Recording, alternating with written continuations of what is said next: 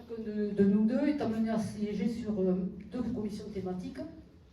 Il y en a 6, donc vous avez bien fait le calcul. Il y a 2 commissions auxquelles nous pourrons assister.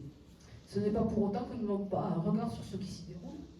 En effet, Philippe siège à la commission permanente, qui est la commission qui entérine tous les rapports des différentes commissions thématiques, donc il voit tout ce qui se passe dans toutes les commissions.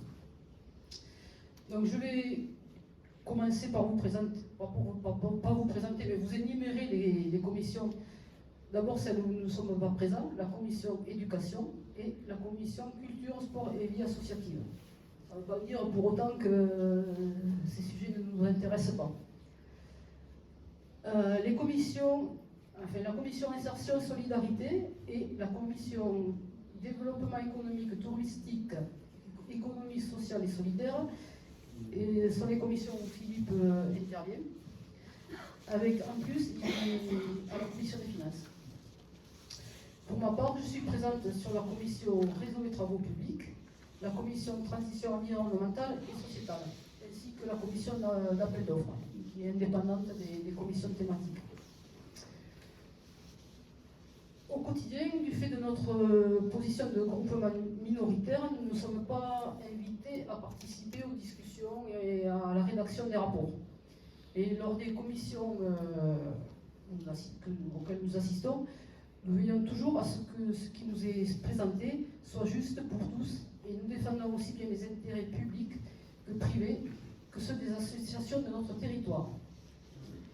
Et tout ceci est dans la ligne droite de nos engagements de campagne d'être au plus près de vous. Alors, je ne vais pas vous faire une liste à la Prévert de toutes les actions qui ont été menées sur le canton. Je veux tout de même citer un chantier qui a été important et qui était attendu depuis une vingtaine d'années. C'est la réfection du pont de Niaux, qui permet le transit des véhicules de grand gabarit, et notamment les bus pour aller à la grotte de la Vache. Après, je ne vais vraiment pas se lancer sur le sujet des fardiers, mais bon, eux aussi, ils ont le droit de travailler. 2 gros sujets occupent et vont occuper notre assemblée dans les mois à venir. D'une part, le contournement de Tarascon et le tunnel de Quié. Donc sur ce sujet-là, il n'y a pas grand-chose, on ne peut pas dire grand-chose, si ce n'est que le département et les COMCOM du pays de Tarascon et de la Haute-Ariège, ainsi que la ville de Tarascon, montent au créneau pour que ce projet, promis par 2 premiers ministres successifs, voit le jour. Le deuxième sujet un peu crucial sur le pays de Tarascon, c'est l'EHPAD, pour lequel il est urgent d'intervenir afin d'améliorer le confort de vie des résidents et de donner des conditions de travail optimales pour les personnels soignants et non soignants. Malgré tous les éléments avancés, nous n'avons pas été entendus sur la non-pertinence du choix du lieu de Banat, loin du centre-bourg, ce qui nous semble.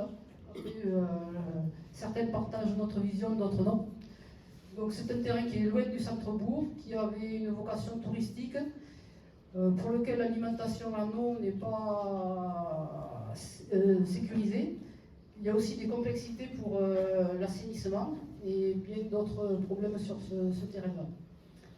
Nous ne sommes pas pour autant une entrave à ce projet global qui inclut la construction d'une nouvelle EHPAD, l'achat par le département des bâtiments de l'AFRO pour les réhabiliter en une structure de répit et d'accueil plurigénérationnel. Et enfin, un dernier projet qui touche de près Tarascon, c'est la reconstruction des 2 ponts d'Ornolac, avec le pont sud qui verra très probablement le jour en 2024. Pour le pôle nord, c'est un peu plus compliqué, avec l'intervention de la SNCF, qui n'est pas facilitateur des travaux.